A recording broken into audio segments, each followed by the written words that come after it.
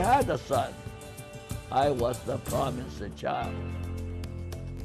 So ever since I was born, I was very young, I was very rebellious. At that time, I just can't stand him, okay? It was like a smile. Japan invaded China. The national government withdrew onto the Western China.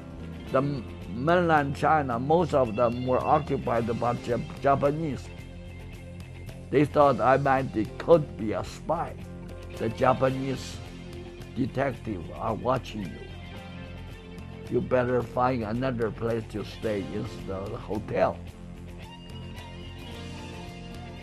And the communists fight guerrilla war and everything.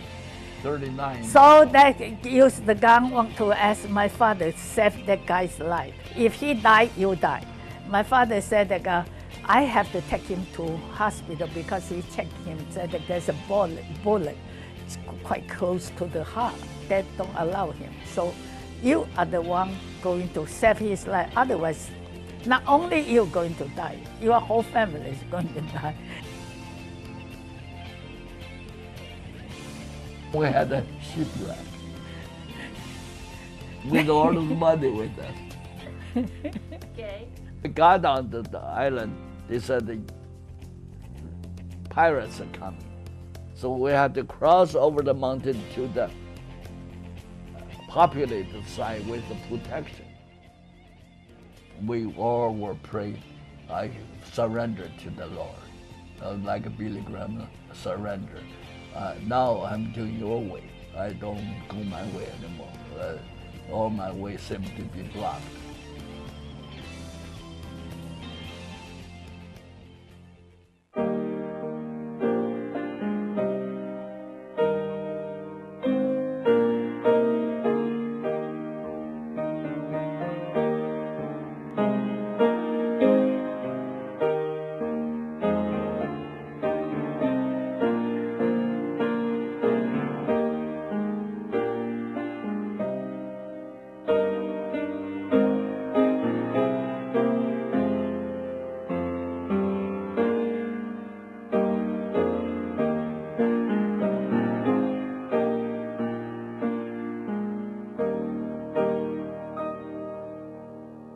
I was born in China.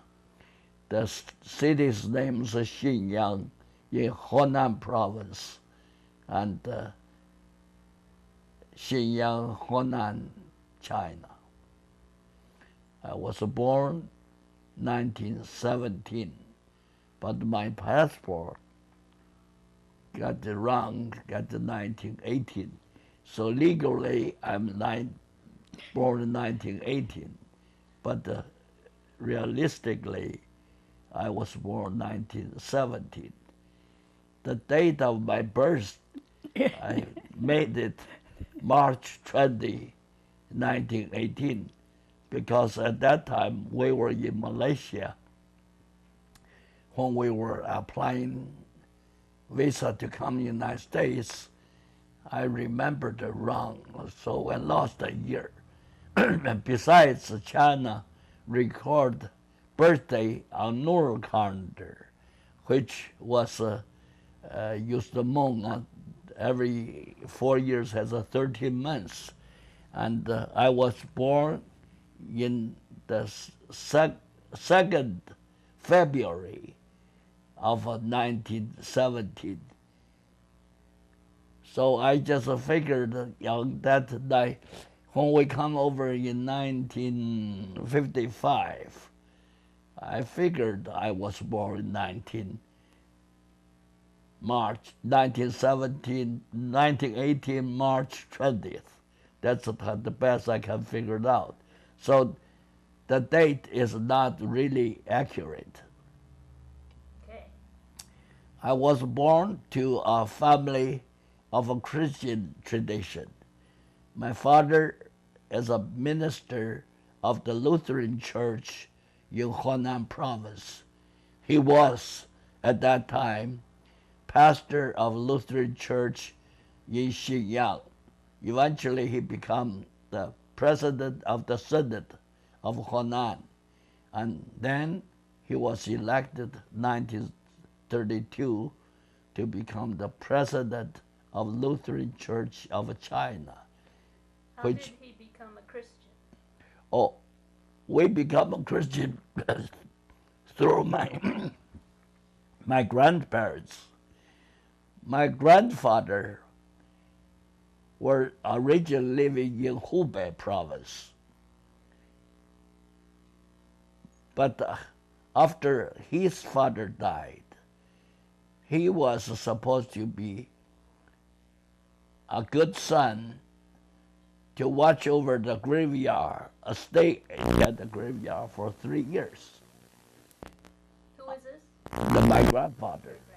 At the end of the 3 years, he had a dream repeatedly several days. Dream of a holy man, a white-dressed holy man. At that time, he considered that must be God. Tell him, since you're such a good son, faithful son of your father, you should take your family up from Hubei, go north to Xinyang. There you will receive blessing. And ask him to reach out his hand, open his palm, and the figure in the dream wrote on his palm, Fu, which means a blessing in Chinese. That the dream repeated several times. So after 3 years concluded, he did sold his farm, take his family, and moved to Xinyang. He thought he was going to strike rich in Xinyang in business. He was a farmer, but then he learned the trade of a weaver. He thought in Xinyang, big city, he could establish a business in wavering and strike rich. He has 2 sons and several daughters. And his wife, they moved to Xinyang. They found a place called Salidian, the 3-mile city. And he lived over there for several years. Nothing happened, only be a poor weaver. And every market day, he had to go buy his yarn and cleaned it during the day and waved in the afternoon and sell it tomorrow and buy yarn. It's a very struggling existence. Then something happened. Next door neighbor moved in a foreigner from America. That the missionary Daniel Nelson happened to be his neighbor. But he was only curious of a foreign neighbor, but never really got acquainted with him. After several months, they began to say hello to each other, but still no real conversation. He knows he's a foreigner. He's supposed to be a foreign missionary come to teach Chinese of a new religion.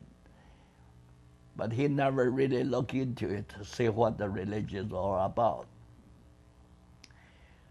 One time, his family caught some kind of sickness. The whole family becomes sick. At that time, they didn't have too much education in medicine, so didn't even know how everybody got sick.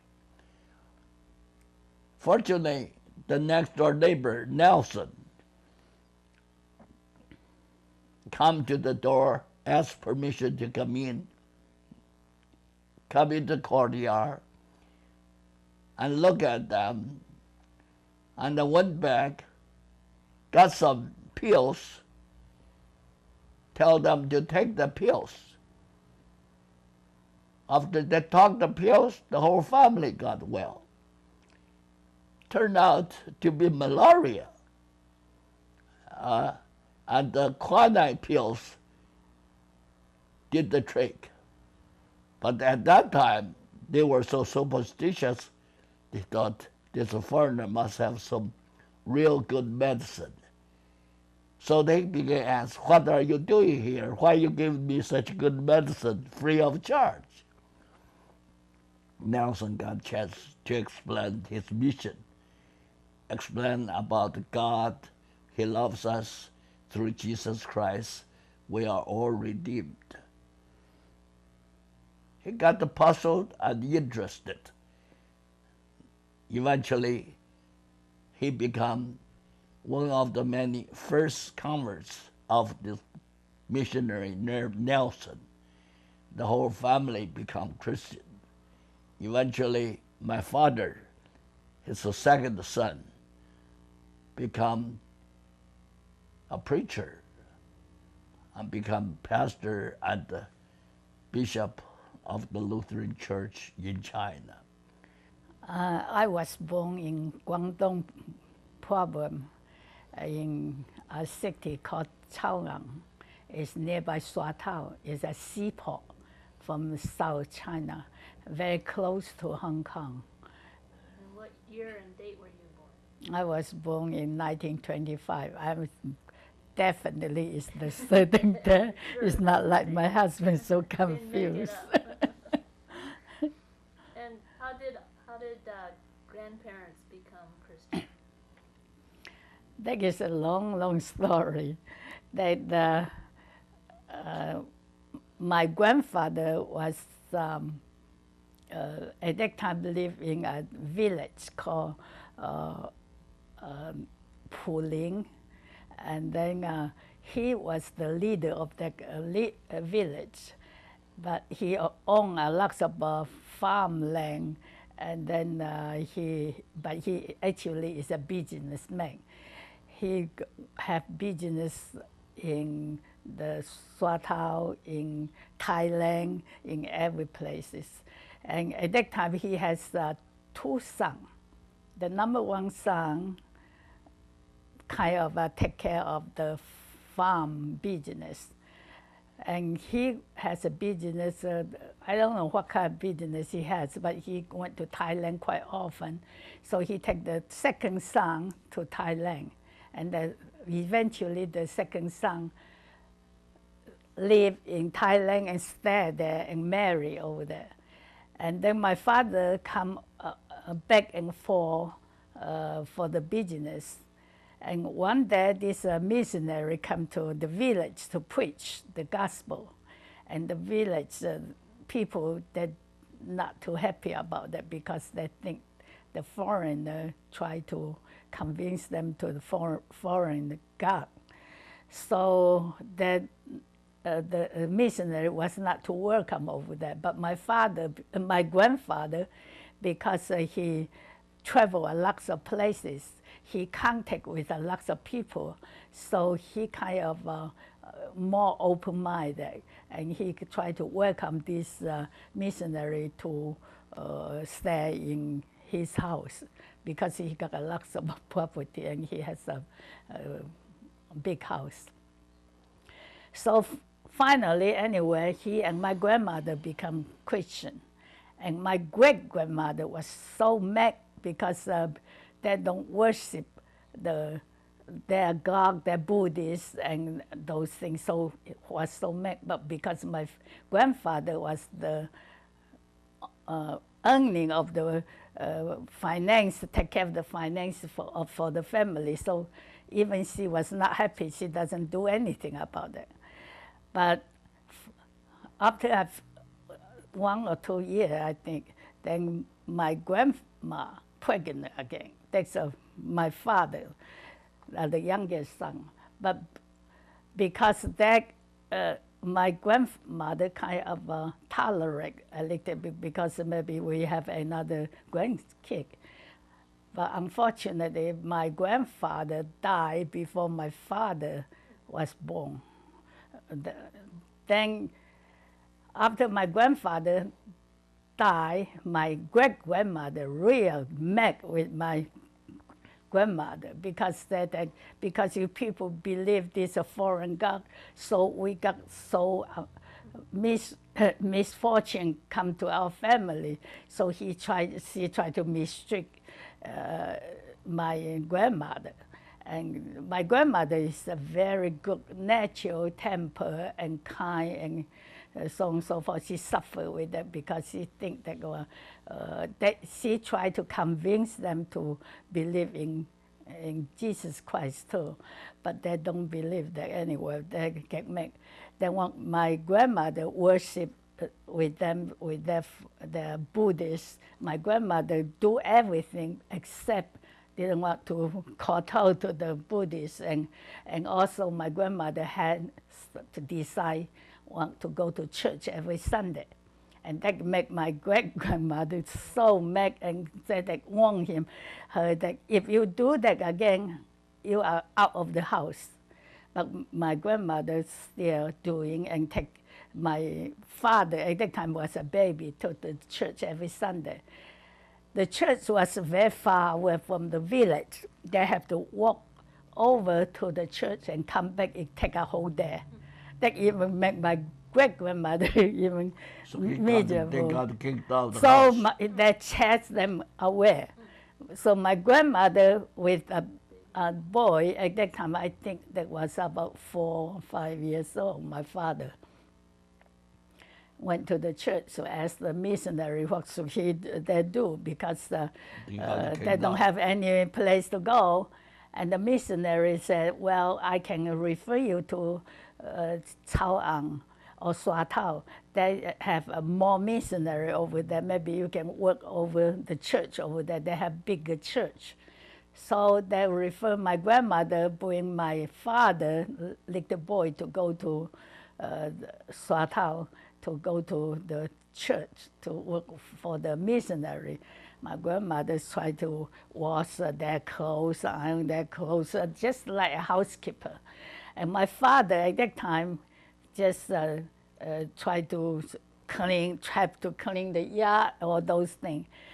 But the church has a missionary school for the missionary children, and also for those people in the town that are richer, and also those government kick all those higher rank people, children to go to attend the missionary school.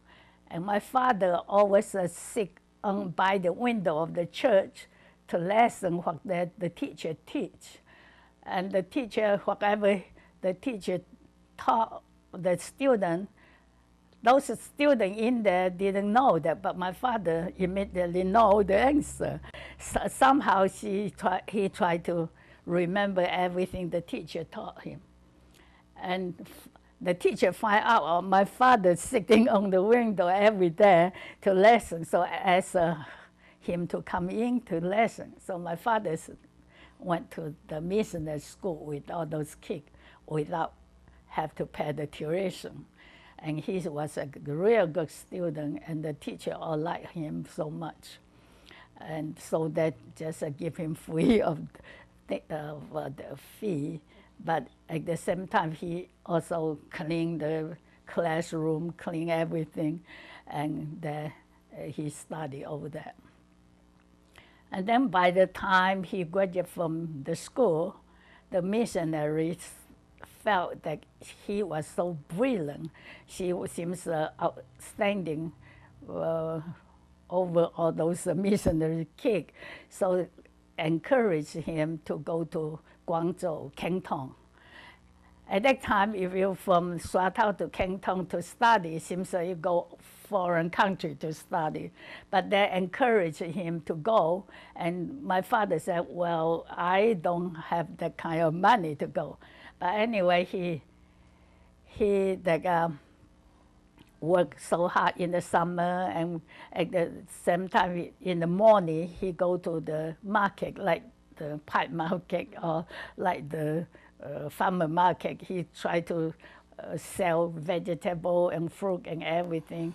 And at that time, he saw those people take advantage with all those people. So that's why I tell you that today. I said, I feel sorry for those people.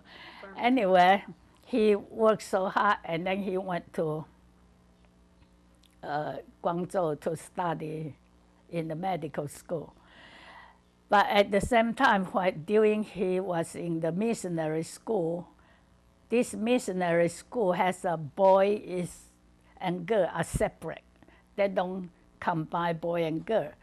My mom came from a quite wealthy family, so she went to attend the missionary school too in the girl side. But there is a missionary called Mrs. Ma. We call her Ma Gu Niang. She liked my mother so much. She was very good on piano and those things, so she taught my mom piano, played, and my mother was very good in piano finally. But at that time, they all know my dad was so hardworking and good student, and that kind of to match my mom with my dad. But my dad was too proud. She felt that he was come from he doesn't have anything. Even his father has money, the farm in land, but not belong to him. And he was a poor student. He was too proud to call my mother. So he kind of refused. The missionary invited my mom to her house, and also my dad to her house, want to match them, but didn't work. So anyway, my mom graduated, and the missionary encouraged my mom go to study medicine too. At that time, girl go to school is not as many as like now. So, but anyway, my mom just got the opportunity to go to Canton. While they were in Canton Medical School, because they all came from the same town, they knew each other before through the church, and they cannot speak, at first they cannot speak their dialect over there, and kind of lonesome, homesick, so kind of getting together, two of them.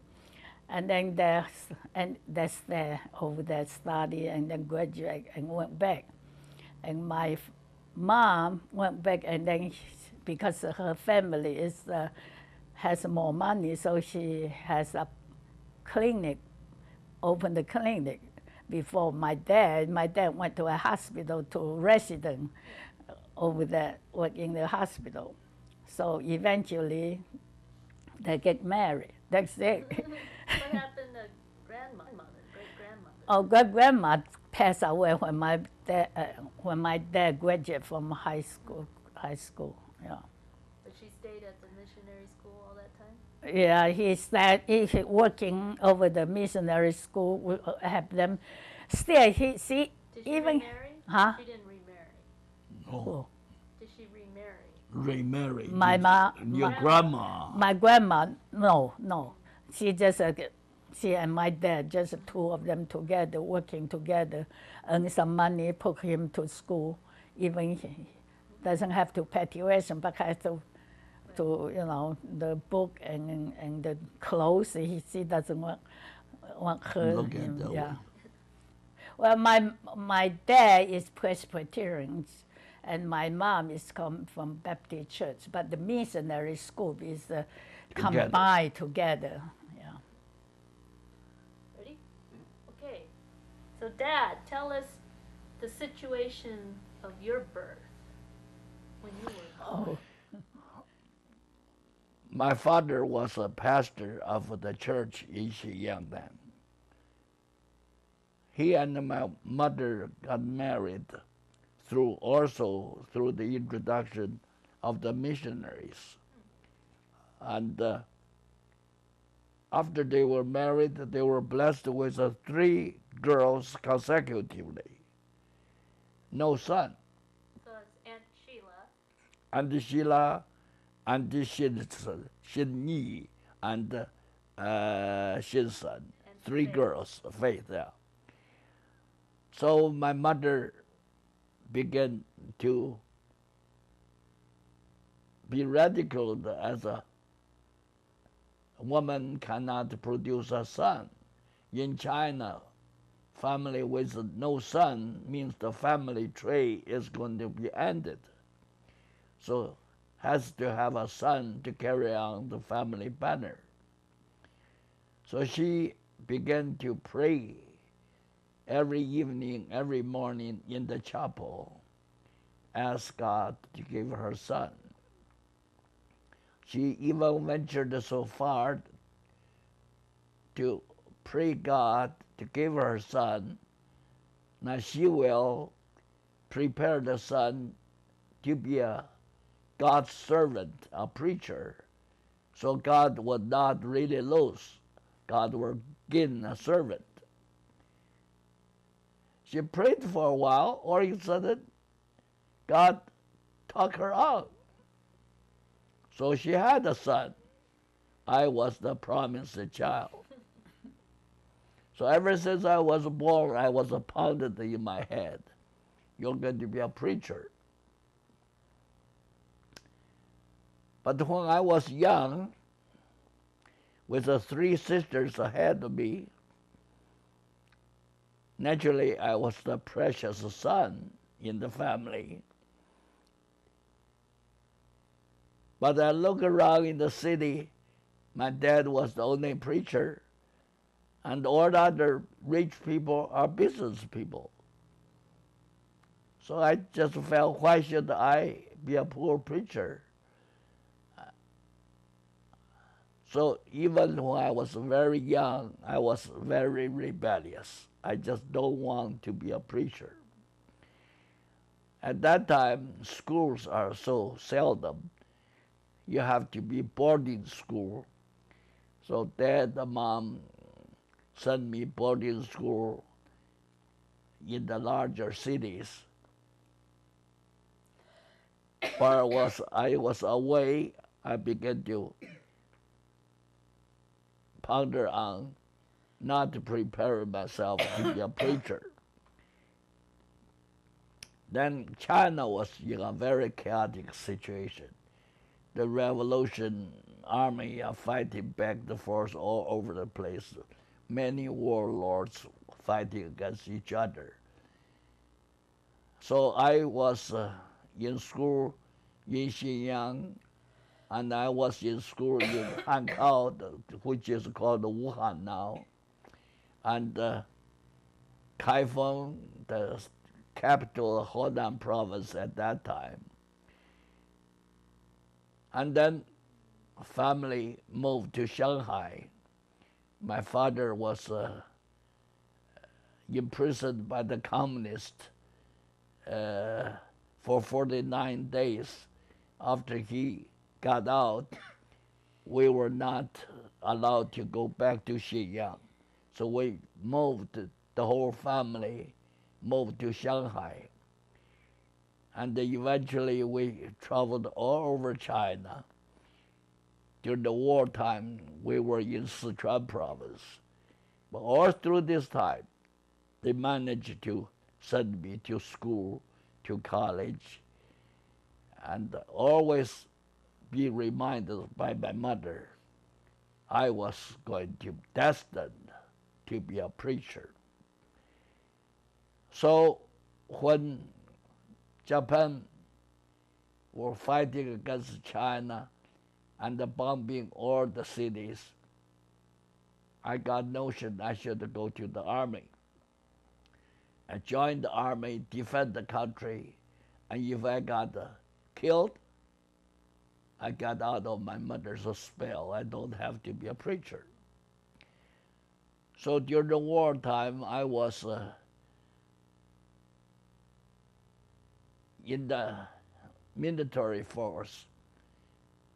When in Hankou, when the city Wuhan was bombed, I was practically buried on the side of railroad track in the mud because the bomb exploded. I was buried in there. But fortunately, somehow, I got through the war without any scratch. So I thought God must have mercy on me, allow me to live. So I went into government service, climbing up as a translator and getting up pretty good. Then war was over. I was in Shanghai, and we found. It was too fast. I was. Did you know her yet? Yeah, no, we were married. Oh, so we gotta step back for a second. Yeah, we were married 1942. So how did Mom and how did you and Dad meet? Oh, she was in Shanghai, graduating from high school. Now my father had a dream. My number one sister is a medical doctor. We fled the Japanese. We went to West China. But my sister, Sheila, she was left in Shanghai as a doctor of a hospital. All of a sudden, when my father had a dream, my sister died. We tried to assure him, no, my sister didn't die. But there was no communication from Shanghai to Chengdu or Chongqing. So I decided to take a leave from work, travel by way of land and the sea to Hong Kong, to Shanghai, to get my sister back to Chongqing. So I got to Shanghai when she just graduated from high school. I asked my sister to come back to Chongqing with me. And my sister is a schoolmate of your mother's second sister. They were good friends. So That's Auntie in New York. in Shanghai, Andrew's mother. Andrew's mother. Okay. So I trusted her and another friend, a nurse of 4 of us, left Shanghai to Hong Kong, and by way of the sea and the land, we traveled back to China. But wait a minute. While she was in school, didn't you? She graduated this summer. No, but let Ma tell the story. He shows up in Shanghai, right? Yeah. Then what, Ma? No, you want me to tell you how I get to Shanghai? Okay. Well, because my mother and my father both of them are medical doctor, so we are quite what you said. Well fixed. Yeah, you said like rich in our hometown. I was born really very lucky at that time because my family is very wealthy. At that time, we got a big house. The house has a garden. We have over here you say a building, a house. Over there is like a campus. It's one building we live, and one building we have the dining room and kitchen over there. And another building we have Service quarters. I should go to the bathroom. I'm sure that's not going to stay. You want to stop? Yeah. Or no, you guys can go ahead. Hold on a second. Yeah, go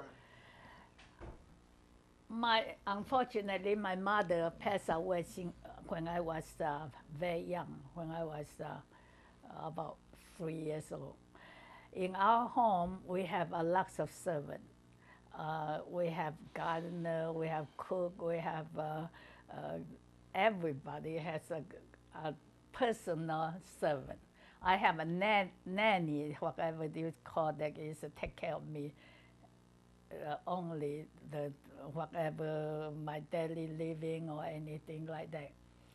and I went to school. She go with me. She went with me, and then I was really the precious one in my family. My dad just treat me like precious object or something like that. Wherever I was not quite healthy at that time, I was sick all the time, so especially get the attention, I guess. So wherever I go, I have somebody go with me and carry me and all over. And when I was at elementary school, the teacher said that I cannot stay in first grade. I have to skip the one grade to second and then to third. So I graduated in junior high when I was 12 years old. And then at that time, the Japanese bombed Swatow and Chaogang very bad. So at that time, my sister all in Shanghai. One medical is a graduate from medical school, one still intern in medical school. So my father want me to go to Shanghai to be with my sister, because Shanghai has territory belong to England and territory belong to American. At that time, American didn't join the war yet. So if we stay in the territory in British, then we accept. Japanese cannot come to attack us. So my father sent me to Shanghai to study high school. I graduated from high school about when I was 15 years old. And then at that time, Japanese are really getting serious in Shanghai. Like I live in a dormitory of YMCA. And then in the midnight, they can come in just to search the book, whatever book you read. You know, they don't like we still don't like read every kind of book. I read communist book, every book, and those books. If they search you, read those books, they get you, just kill you like that. So after I graduated from high school, I felt that no freedom over there. At that time, my four sisters, I have three older sisters, two were in medical school in Shanghai, and one is going. One is already graduate, one is still in intern there, and the fourth sister was in graduate in college in the pre-med Chongqing. So she was about 4 or 5 years older than I am. So she asked me, why don't you come over to Chongqing to study instead of you over there? It's very dangerous. Even I have a second sister over there. It's still dangerous for a young girl over the dormitory. She heard a lot of story about the young student got killed or something like that. By the Japanese? By the Japanese. And this is before Shanghai? That's a Shanghai. Shanghai has a foreign territory and also occupied the territory. Shanghai was really a Chinese city, but divided. But Japanese, that's lucky Jane is not here. At that time, they treat you real coolly. You see him, if you meet him, you have to bow, you have to kowtow, and for a young student, you just rebel that. Why you treat like that? So I decided I want to go to Chongqing to my fourth sister. So when that time, we have a group of students want to go together, and then happened to be his sister Sheila. She was my second sister's good friend. she called me one night, and then she said, Shirley, I said, yes, I have a problem. I said, what kind of problem you have? Do you have any place for my brother to stay? I said, your brother can stay in the girls' dormitory? I can, no kidding. I said, I cannot do that. He said, well, upstairs, in girls' dormitory, upstairs has a boys' dormitory. He said, can you fix him in the dormitory? I said, I don't think so. But at that time, there was this student boy that just over the office. He said, what happened? You need help? That boy tried to be friends with me, and I don't want to be friends with him. So, but he always try to help me do something. You drag it too long. And then I said, oh, okay, then if you can help, try to help him to fix him up on the boys' dormitory. That's why he went to the dormitory. The story is, I got to Shanghai. My sister in a woman's hospital doesn't have a place for me to stay. So I stay in a hotel across the street from the hospital. And the second morning, when I got up, I was going to walk over across the street to my sister's place. Then a beggar follows me. So I pull some money out, give to the beggar. I was going to across the street. The beggar still followed me. He said, I said, what do you want? I give you some money already. He said, you come from Chongqing. I said, how do you know? You just checked in yesterday. I said, yes. The Japanese detectives are watching you. You better find another place to stay in the hotel. Oh, I said, is that right? So I went to my sister, I told her, I cannot stay in this hotel. I have to find a place to hide. Why would the Japanese care? Because I come over from the national government. While I was in Chongqing, I was related with them. They thought I could be a spy. You were at war with the Japanese? Yeah, the Japanese invaded China. The national government withdrew out to the western China. The mainland China, most of them were occupied by Japanese, but they didn't conquer the whole country. I come from behind the war zone, so they thought I could be a spy. So my sister called Sheila, called Shirley. Shirley made the arrangement. So that young man made his own bunker bed available for me. So I stayed in that place 3 weeks or 2 weeks.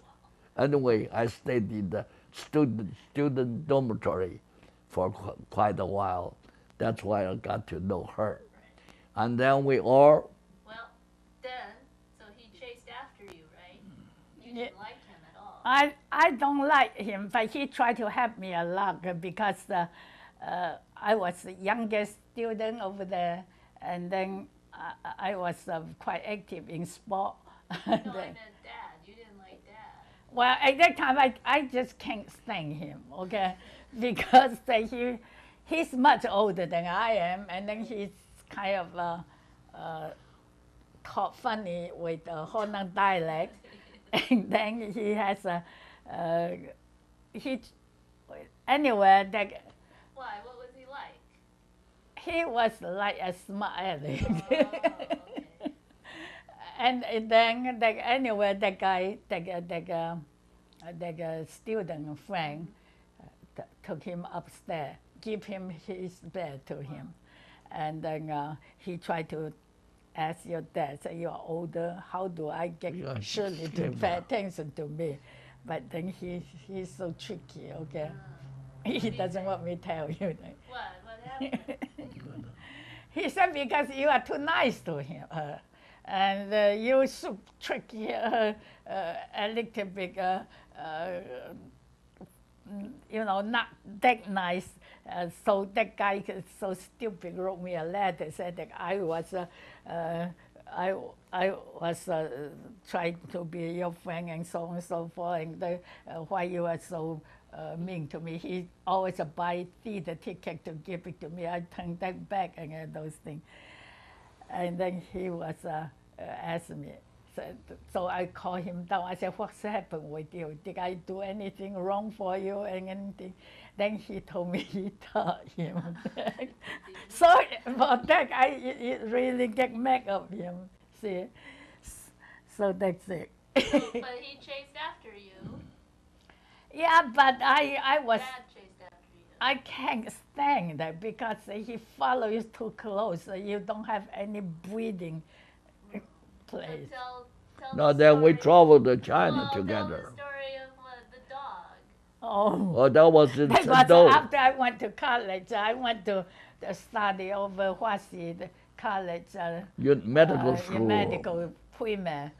And then I got a lot of lab work to do. I have a chemistry, biology, and those chemical. In China, they pile you up the pre-med only 2 years.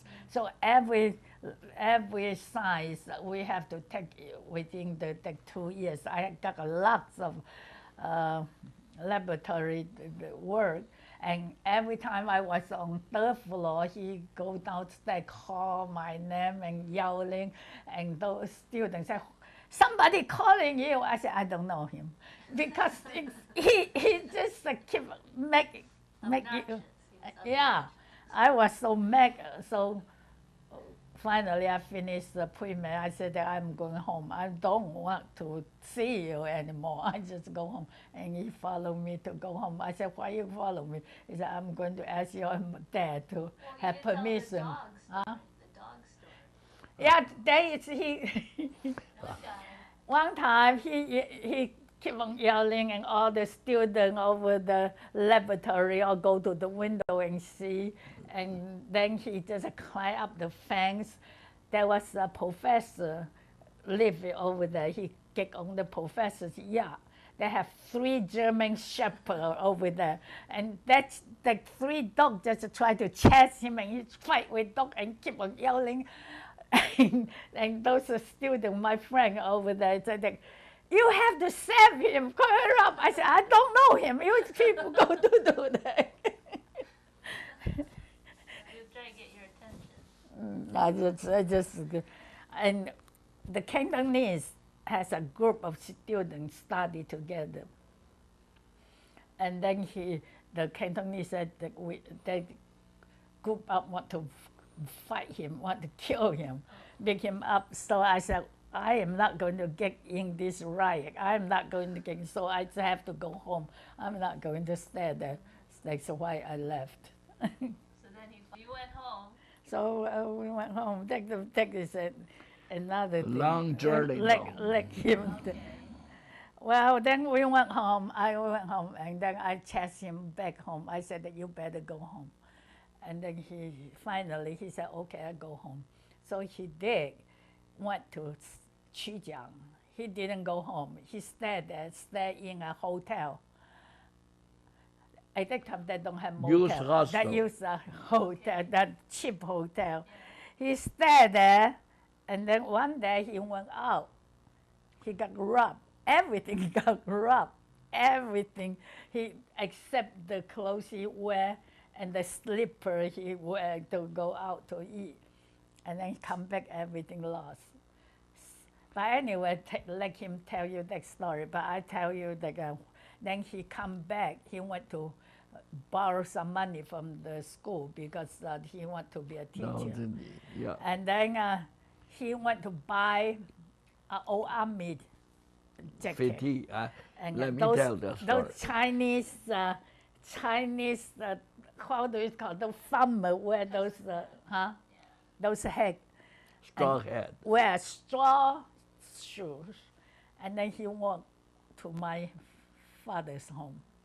I want to go over. And at that time, I sitting on the porch talking with my neighbor and everything, and lots of kids come over said, Miss Chu, some foreigner Chu? come over. Miss Chu? 小姐，朱小姐，朱姑娘。Liu. 是刘 yeah. Miss Liu, there's like a foreigner come over, cannot speak our dialect, and he's like a soldier. I said, then I know that somehow it's him. I run over there. I said, what are you going to do over here? He said, I'm going to ask your dad to give me, let you marry me. I said, before that, I told you my dad won't promise that, won't allow that. Now you were like that, you go to see my dad. I said, he said, what am I going to do? I don't have money, too much money. I said, go to my sister's home. She was in Jiyang, that was auntie from New York at that time. She was the administrator of a hospital over Jiyang. So he went to stay with auntie and for a whole month. He doesn't want to go. Almost. My sister want to chase him away. Said, go home. You have to go home. He said, if you ask me to go home, I go jump in the river, kill myself. So my sister called me. Said, what are you going to do with your friend over here? He said he's going to kill himself. He doesn't want to go home. Hey, in the meantime, did you get word back to the family that Aunt Sheila was okay? Oh, she was back in Shanghai. That's later before she that. was good. Yeah, he was back in Chongqing and become a doctor at a hospital over there. Okay, your turn. The, Now the war is still going on at this time? yeah, the war was The still war's going. still going on. 8 years of war. However, during this time, the wartime, there are a lot of good people. I happened, when I got to Hugang, Guangdong, I was intending to go back to Chongqing. However, I checked myself into a youth hostel, just like in Europe they have a youth hostel. But that one happened to be a very flimsy little place. I checked in, put my baggage and everything in there, and I went out to eat supper. When I come back, I was robbed. There was nothing left except what I have on my back. So I was very frustrated that night. The second day, I went out to look for newspaper to find if there's any job I can find, because I have nothing. I can't even buy breakfast. But I found there is a job introduction place. So I went in, I said, any job I can do. He said, there's a high school looking for an English teacher. I said, that I can handle. I can teach English because I was in foreign language department. So he said that the principal lives in certain place. I give you the name and you go talk to him. So I went to talk to this Mr. Huang. He's the principal of this middle school. Moved from Canton to Hugang into the country. So I told him I like to apply for the job. He doesn't speak English, but he seemed to be a very nice guy. He looked over me and asked for my credential. I told him what I did, studied, which school, Chilo University. He said, okay, you are hired. But the school won't begin in a little over a month. And school is not in the city, it's in the countryside. We're just building a new area for the school. Because so the you Japanese, can check in you're hired, you got a job. I said, there's a problem. I got robbed last night. I have nothing at all, just what I have on my back. So I have to borrow some money from you. He said, how much money you need? I said, I have to go to another city to get my wife here. We are not married. I'm going to, so I want to borrow 100 silver dollars. He said, that much money? My salary is going to be $250 when I begin to work. Not silver That's a dollar, very good salary. But $100 silver dollars is too much money for him to trust. But that Mr. Huang, he did agree, loan me $100. But the 100 precious dollars, I just kind of squandered them. So I went to Army PT shop, bought myself an overcoat, a straw hat, and a sandal, a straw sandal. There I march on to her city. We have to cross a mountain to get over there. In 2.5 days I got there.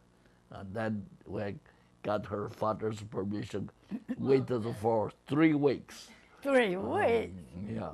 And then we have to come back to teach. So we explained all this to her sister, and she agreed, understand. And she talked to her father and got all the confusion clarified, and we got married. And we left there, we come to Kugang and went to the teaching the school. I taught there for a whole year. Then we move on westward to Chongqing and joined the family again. That's when Franklin and William were born. More than Yeah, that. that's the city where Franklin and William were born, is Kugang. We returned to the city after Then we were half a year. in Guilin. Guilin, Guizhou, Liuzhou. Liuzhou. Yeah, that 2 years. Step by step, 2 we years. move on back to. Were you always teaching? He always teaching. yeah. Yeah. But all the way I was teaching. In every place I teach a year, I move on.